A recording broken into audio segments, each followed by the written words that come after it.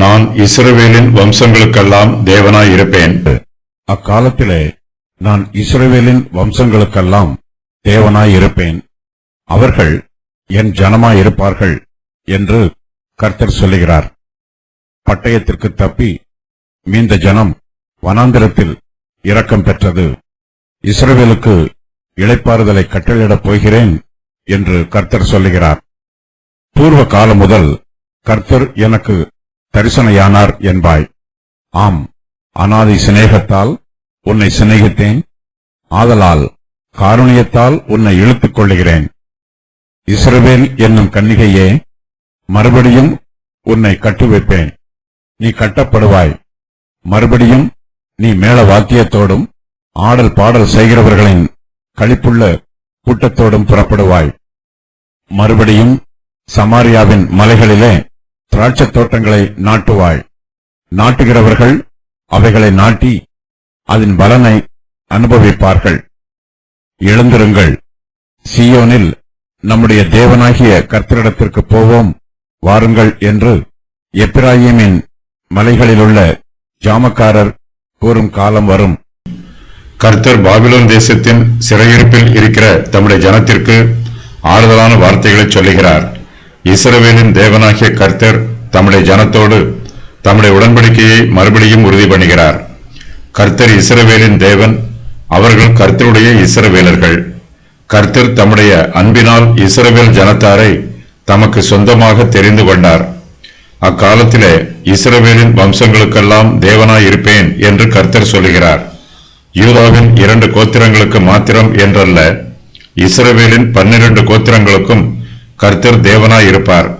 இஸ்ரவேல் வம்சத்தாரின் குடும்பங்களுக்கெல்லாம் கர்த்தரே தலைவராய் இருப்பார். கர்த்தருடைய ஜனங்கள் அவரோடு விசேஷித்த ஐக்கியத்தில் இருப்பார்கள். நாமும் நம்முடைய வீட்டாரும் கர்த்தரை சேவிக்கும் போது கர்த்தர் நம்மையும் நம்முடைய வீட்டாரையும் பாதுகாப்பார், நம்மை ஆசீர்வதிப்பார். துன்மார்க்கனுடைய வீட்டில் கர்த்தரின் சாபம் இருக்கிறது, நீதிமான்களுடைய வாசஸ்தலத்தையோ அவர் ஆசீர்வதிக்கிறார். நீதிமொழிகள் 3:33. இஸ்ரவேல் ஜனத்தார் இப்போது பாபிலோன் தேசத்து சிறையிருப்பில் இருக்கிறார்கள். கர்த்தர் அவர்களை விடுவித்து அவர்களுடைய சொந்த தேசத்திற்கு அழைத்துக் கொண்டு வருவார். இஸ்ரவேல் வம்சத்தாரின் முற்பிதாக்கள் ஏற்கனவே எகிப்து தேசத்தில் அடிமைகளாக இருந்தார்கள். கர்த்தர் அவர்களுடைய முற்பிதாக்களை விடுவித்து அவர்களை கானான் தேசத்திற்கு அழைத்துக் கொண்டு வந்தது போல இப்போதும் இஸ்ரவேல் ஜனத்தாரை பாபிலோன் தேசத்து சிறையிருப்பில் இருந்து விடுவித்து அவர்களுடைய சொந்த தேசத்திற்கு அழைத்துக் கொண்டு வருவார். பட்டயத்திற்கு தப்பி மீந்த ஜனம் வனாந்திரத்தில் இரக்கம் பெற்றது. எகிப்தின் ராஜாவாகிய பார்வோன் எபிரேயர்களின் ஆண் பிள்ளைகள் எல்லோரையும் பிறந்த உடனேயே பட்டயத்தால் கொன்று போட்டான். பார்வோனின் பட்டயத்திற்கு தப்பி மீந்த ஜனம் வனாந்திரத்தில் இரக்கம் பெற்றார்கள். கர்த்தர் அவர்களை வனாந்திர பாதையின் வழியாக வழிநடத்தி கொண்டு வந்தார். கர்த்தர் தங்களை மறந்து விட்டாரோ என்று யூதர்கள் நினைத்தார்கள். தாங்கள் வனாந்திரத்தில் பாதை தெரியாமல் காணாமல் போய்விட்டோமோ என்று யூதர்கள் பயந்தார்கள். கர்த்தருடைய பரிசுத்த பிரசன்னம் அவர்களோடு கூட இருந்தது. கர்த்தர் அவர்களை இரவிலே அக்கினி ஸ்தம்பத்தினாலும் பகலிலே மேக ஸ்தம்பத்தினாலும் வழிநடத்தினார். கர்த்தருடைய கண்களில் அவர்களுக்கு தயவும் கிருபையும் கிடைத்தது. இஸ்ரவேல் ஜனத்தாரின் முற்பிதாக்களுக்கு தாம் செய்த உதவிகளை கர்த்தர் இப்போது அவர்களுடைய பின் சந்ததியாருக்கு நினைவுபடுத்துகிறார். இவர்கள் பாபிலோன் தேசத்து சிறையிருப்பில் இருக்கிறார்கள்.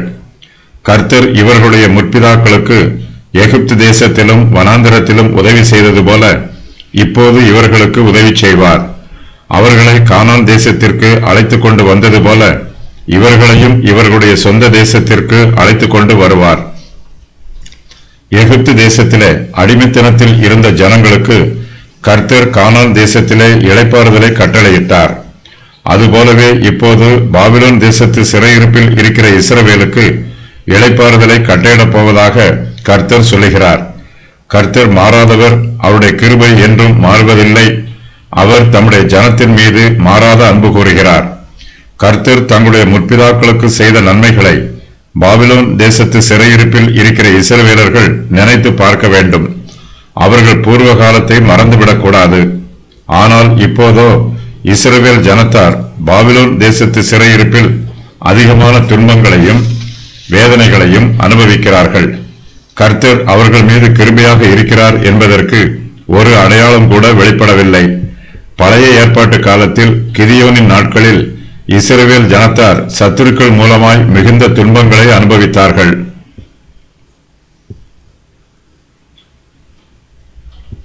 இஸ்ரவேல் புத்திரரின் முற்பிதாக்கள் கர்த்தர் தங்களுக்கு செய்த நன்மைகளை எல்லாம் இவர்களுக்கு சாட்சியாக சொல்லி இருக்கிறார்கள். அந்த அற்புதங்கள் எல்லாம் எங்கே என்று கிதியோன் கேட்டார். கிதியோனைப் போலவே பாபிலோன் தேசத்து சிறையிருப்பில் இருக்கிற யூதர்களும் கர்த்தர் செய்யும் அற்புதங்கள் எங்கே என்று கேட்கும் நிலைமையில் இருக்கிறார்கள். பூர்வ வருஷங்கள் எல்லாம் இஸ்ரவேல் ஜனத்தாருக்கு மகிமை உள்ளதாய் இருக்கிறது. ஆனால் இப்போதோ அவர்களுக்கு கர்த்தருடைய மகிமை வெளிப்படுத்தப்படவில்லை. கர்த்தர் இப்போது இஸ்ரவேல் ஜனத்தாருக்கு தம்முடைய முகத்தை மறைத்துக் கொண்டவர் போல இருக்கிறார். கர்த்தர் தங்களுடைய முற்பிதாக்களுக்கு அநேக அற்புதங்களை செய்திருந்தாலும் இப்போது அவர் தம்முடைய முகத்தை மறைத்துக் கொள்வதனால் தங்களுக்கு என்ன பயன் என்று சிறையிருப்பில் இருக்கிற யூதர்கள் யோசிக்கிறார்கள். இஸ்ரவேலின் தேவனும் இரட்சகருமாகிய நீர் மெய்யாகவே உம்மை மறைத்துக் கொண்டிருக்கிற தேவனாய் இருக்கிறீர். ஏசாயா 45:15. கர்த்தர் சிறையிருப்பில் இருக்கிற யூதா மனுஷருடைய இருதயத்தின் நினைவுகளை அறிந்திருக்கிறார். அவர்களுக்கு கர்த்தர் தம்முடைய அன்பை உறுதிப்படுத்துகிறார். அநாதி சிநேகத்தால் உன்னை சிநேகித்தேன், ஆதலால் காருண்யத்தினால் உன்னை இழுத்துக் கொள்கிறேன் என்று கர்த்தர் சொல்லுகிறார். கர்த்தருடைய அன்பு நித்தியமானது. அவருடைய அன்பு ஒருபோதும் குறைந்து போவதில்லை. சில காலங்களில் கர்த்தருடைய பிள்ளைகளால் அவருடைய அன்பை ருசித்து பார்க்க முடியாமல் போகிறது. கர்த்தர் தம்முடைய முகத்தை அவர்களுக்கு சிறிது காலம் மறைத்துக் கொள்கிறார். ஆனாலும் கர்த்தருடைய அன்பை விட்டு அவர்களை பிரிக்க முடியாது. கர்த்தர் அவர்களை அநாதி சிநேகத்தால் சிநேகிக்கிறார். கர்த்தர் தம்முடைய அன்பினால் இஸ்ரவேல் ஜனத்தாரோடு உடன்படிக்கை பண்ணிக்கொள்கிறார். அவர்களுக்கு தம்மை வெளிப்படுத்துகிறார். அவர்களோடு ஐக்கியமாய் இருக்கிறார். பரிசுத்த ஆவியானவர் அவர்களுடைய ஆத்துமாக்களில் கிரியை நடப்பிக்கிறார். அவர்களும் கர்த்தரோடு ஐக்கியமாய் இருக்கிறார்கள். கர்த்தர் தம்முடைய காருண்யத்தினால் தம்முடைய பிள்ளைகளை தம்மோடு இழுத்துக் கொள்கிறார். கர்த்தருடைய அன்பை ருசித்து பார்க்கிறவர்கள் பூர்வ காலம் முதல் கர்த்தர் எனக்கு தரிசனமானார் என்று சொல்லுவார்கள். பாபிலோன் தேசத்து சிறையிருப்பில் இருக்கிற யூதாவின் மனுஷரை கர்த்தர் மறுபடியுமாய் தம்முடைய ஜனமாக கூட்டிச் சேர்ப்பார். அவர்களை சிறையிருப்பில் இருந்து விடுவித்து அவர்களுடைய சொந்த தேசத்தில் அவர்களை மறுபடியுமாய் குடியேற்றுவார். இஸ்ரவேல் என்னும் கன்னிகையே, மறுபடியும் உன்னை கட்டுவிப்பேன், நீ கட்டப்படுவாய் என்று கர்த்தர் சொல்லுகிறார்.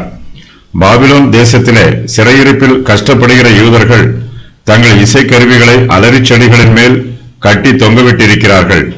அவர்கள் மத்தியிலே மேள வாத்தியமோ ஆடல் பாடலோ காணப்படவில்லை. அவர்கள் புலம்பலின் பாடல்களை பாடுகிறார்கள். தங்கள் வேதனைகளை சோக கீதங்களாக வெளிப்படுத்துகிறார்கள். கர்த்தர் தம்முடைய பிள்ளைகளை மறுபடியும் கட்டுவிப்பதாக வாக்கு பண்ணுகிறார். அவர்கள் அலரிச் செடிகளில் தொங்கிக் கொண்டிருக்கும் தங்களுடைய கீத வாத்தியங்களை மறுபடியும் மீட்டி இசைப்பார்கள். அவர்கள் மத்தியில் மேள வாத்தியங்களும் ஆடல் பாடலும் நடைபெறும். சந்தோஷம் மிகுதியாயிருக்கும். மறுபடியும் நீ மேள வாத்தியத்தோடும் ஆடல் பாடல் செய்கிறவர்களின் களிப்புள்ள கூட்டத்தோடும் புறப்படுவாய் என்று கர்த்தர் சொல்லுகிறார். எருசலேம் நகரத்தில் சந்தோஷம் உண்டாயிருக்கும். யூதா தேசம் மகிழ்ந்து களிகூரும். தேசத்தில் மறுபடியும் விளைச்சல் உண்டாயிருக்கும். மறுபடியும் சமாரியாவின் மலைகளிலே திராட்சைத் தோட்டங்களை நாட்டுவாய். நாட்டுகிறவர்கள் அவைகளை நாட்டி அதன் பலனை அனுபவிப்பார்கள் என்று கர்த்தர் வாக்கு பண்ணுகிறார். இஸ்ரவேல் தேசத்திற்கு சமாரியாவின் மலையே தலைநகரம் போல் இருக்கிறது. யூதாவுக்கு எருசலேம் தலைநகரமாய் இருப்பது போல இஸ்ரவேலுக்கு சமாரியா தலைநகரமாய் இருக்கிறது. இனிமேல் கானான் தேசம் வடக்கு இஸ்ரவேல் தேசம் என்றும் தெற்கு யூதா தேசம் என்றும் இரண்டாய் பிரிந்திருக்காது. அது சமஸ்த இஸ்ரவேல் தேசமாய் இணையும். அவர்களை இஸ்ரவேலின் மலைகளாகிய தேசத்திலே ஒரே ஜாதியாக்குவேன். ஒரே ராஜா அவர்கள் எல்லோருக்கும் ராஜாவாக இருப்பார். அவர்கள் இனி இரண்டு ஜாதிகளாக இருப்பதில்லை. அவர்கள் இனி இரண்டு ராஜ்யங்களாக பிரிவதும் இல்லை. எசேக்கியேல் 37:22. யூதா தேசத்தாருக்கும் இஸ்ரவேல் தேசத்தாருக்கும் இனிமேல் யுத்தங்கள் நடைபெறாது. அவர்கள் சமாதானமாய் ஜீவிப்பார்கள். இரண்டு தேசங்களும் ஒன்றாய் இணைந்திருப்பதினால் இஸ்ரவேல் ஜனத்தார் எல்லோருமே சமஸ்த இஸ்ரவேலின் நன்மையை நாடுவார்கள். சமாரியாவின் மலைகளிலே திராட்சைத் தோட்டங்களை நாட்டுவார்கள். சமஸ்த இஸ்ரவேல் தேசம் வடக்கு இஸ்ரவேல் என்றும் தெற்கு யூதா என்றும் பிரிந்திருந்தபோது அந்நிய தேசத்தார் அவர்கள் தேசத்திற்குள் பிரவேசித்து அவர்களுடைய விளைச்சலின் பலன்களை திருடிச் சென்றார்கள். இஸ்ரவேல் ஜனத்தார் திராட்சை தோட்டங்களை நாட்டுவார்கள், அந்நிய தேசத்தார் அவர்களுடைய பழங்களை பறித்துச் செல்வார்கள். இப்போதோ கர்த்தருடைய ஆசீர்வாதமும் பாதுகாப்பும் பராமரிப்பும் இஸ்ரவேல் ஜனத்தாருக்கு கிடைத்திருக்கிறது. இஸ்ரவேல் ஜனத்தாரே சமாரியாவின் மலைகளில் திராட்சை தோட்டங்களை நாட்டுவார்கள். அவற்றை நாட்டுகிறவர்களே அதன் பலனை அனுபவிப்பார்கள். அந்நியர்களுக்கு இஸ்ரவேல் ஜனத்தாரின் ஆசீர்வாதங்களில் பங்கும் இல்லை, பாத்தியமும் இல்லை. இஸ்ரவேல் ஜனங்கள் பாபிலோன் தேசத்து சிறையிருப்பில் இருந்து தங்கள் தேசத்திற்கு திரும்பி வந்து இஸ்ரவேலின் தேவனாகிய கர்த்தரை விடுதலையோடு ஆராதிப்பார்கள். கர்த்தர் அவர்களுக்கு நியமித்திருக்கிற பிரமாணங்களுக்கு மனப்பூர்வமாய் கீழ்ப்படிவார்கள்.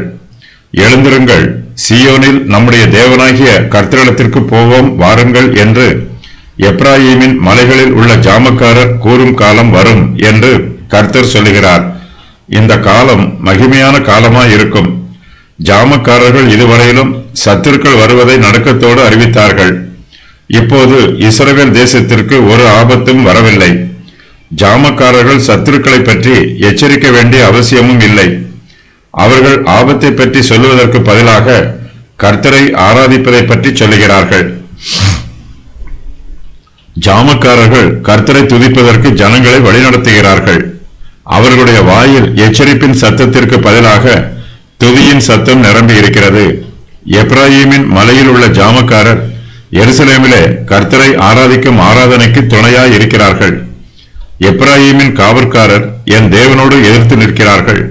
தீர்க்கதரிசி தன் வழிகளில் எல்லாம் குருவி பிடிக்கிறவனுடைய கண்ணியாகவும் தன் தேவனுடைய ஆலயத்திலே பகையாளியாகவும் இருக்கிறான். ஓசியா 9:8. ஆசாரியர்களே, இதை கேளுங்கள். இஸ்ரவேல் வம்சத்தாரே கவனியுங்கள். ராஜாவின் வீட்டாரே செவிகொடுங்கள். இந்த நியாய விசாரிப்பு உங்கள் மேல் செல்லும். நீங்கள் மிஸ்பாவில் கண்ணியும் தாபோரின் மேல் விரிக்கப்பட்ட வலையும் ஆனீர்கள். ஓசியா 5:1. எப்ராயிமின் ஜாமக்காரர் இதுவரையிலும் கர்த்தருடைய ஆலயத்திற்கு சத்துருக்களாயிருந்தார்கள். தேவாலயத்திற்கு ஆராதனை செய்ய வருகிறவர்களுக்கு அவர்கள் கண்ணிகளாயிருந்தார்கள்.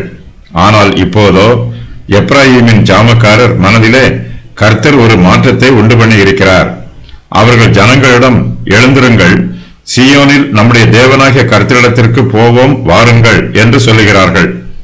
ஜாமக்காரர் கர்த்தரை ஆராதிப்பதற்கு ஜனங்களை வழிநடத்துகிறார்கள். அக்காலத்திலே நான் இஸ்ரவேலின் வம்சங்களுக்கெல்லாம் தேவனாய் இருப்பேன் என்று கர்த்தர் சொல்லுகிறார். அக்காலத்திலே என்பது இஸ்ரவேல் புத்திரர்கள் மறுபடியும் கூட்டிச் சேர்க்கப்படும் காலத்தை குறிக்கும். அப்போது மகா உபத்திரவ காலம் முடிவு பெற்றிருக்கும். அந்தி கிறிஸ்துவின் நுகம் இஸ்ரவேலின் கழுத்தை விட்டு அகற்றப்பட்டிருக்கும். இக்காலத்தில் இஸ்ரவேல் புத்திரர் தேவனை ஆராதிப்பார்கள். தாவீது அவர்களுடைய ராஜாவாக மறுபடியும் எழும்புவார். இஸ்ரவேல் ரட்சிக்கப்பட்டு ஆசீர்வதிக்கப்படும். எருசலேம் மறுபடியும் கட்டப்பட்டு முன்போல் நிலைப்படும். அவர்களுடைய ராஜாக்கள் அவர்களுடைய ஜனங்களில் இருந்தே எழும்புவார்கள். அர்மகதோன் யுத்தம் முடிவு பெற்றிருக்கும். கர்த்தர் இஸ்ரவேல் புத்திரரின் தேவனாக இருப்பார். அவர்கள் அவருடைய ஜனமாக இருப்பார்கள்.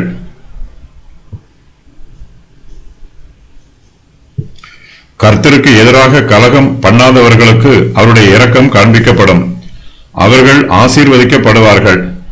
இஸ்ரவேல் புத்திரர்கள் கர்த்தருக்கு கீழ்ப்படிந்தால் அவர்கள் மறுபடியும் கூட்டிச் சேர்க்கப்பட்டு கட்டப்படுவார்கள் என்று கர்த்தர் வாக்கு பண்ணுகிறார். சமாரியா வடக்கு இஸ்ரவேல் ராஜ்யத்தின் தலைநகரமாகும். இஸ்ரவேலின் 10 கோத்திரத்தார் வடக்கு ராஜ்யமாக பிரிந்தார்கள். மேசியாவின் காலத்தில் இஸ்ரவேல் ராஜ்யத்தில் சமாரியாவும் ஒரு பகுதியாக இருக்கும். எல்லா தேசங்களிலும் இருந்தும் இஸ்ரவேலின் எல்லா கோத்திரத்தாரும் கூட்டிச் சேர்க்கப்படுவார்கள். அவர்கள் எல்லோரும் ஒரே தேசமாக ஸ்தாபிக்கப்பட்டு நித்திய தேசமாக இருப்பார்கள். எப்ராயீமின் பெயரும் இங்கு கூறப்பட்டுள்ளது. இது வடக்கு ராஜ்யத்தை குறிக்கும் பெயராகும். இக்காலத்தில் நடைபெறும் சம்பவங்கள்.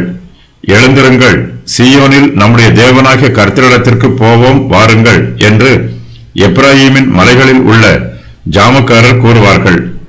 ஜனங்கள் யாக்கோபின் நிமித்தம் மகிழ்ச்சியாய் கம்பீரிப்பார்கள். ஜனங்கள் ஜாதிகளுடைய தலைவரின் நிமித்தம் ஆர்ப்பரிப்பார்கள். சத்தத்தை கேட்க பண்ணி கர்த்தரை துதிப்பார்கள். இஸ்ரவேலில் மீதியான ஜனம் ரட்சிக்கப்படுவார்கள். இஸ்ரவேலில் மீதியானவர்கள் எல்லா தேசங்களிலும் இருந்தும் மகா கூட்டமாய் இவ்விடத்திற்கு திரும்புவார்கள். அழுகையோடும் விண்ணப்பங்களோடும் அவர்கள் வருவார்கள்.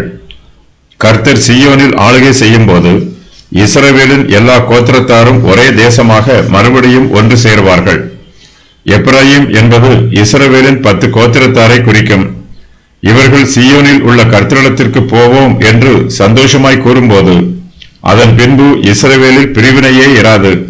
சமஸ்த இஸ்ரவேலின் தலைநகரமாக எல்லோரும் எருசலேமை அங்கீகரிப்பார்கள்.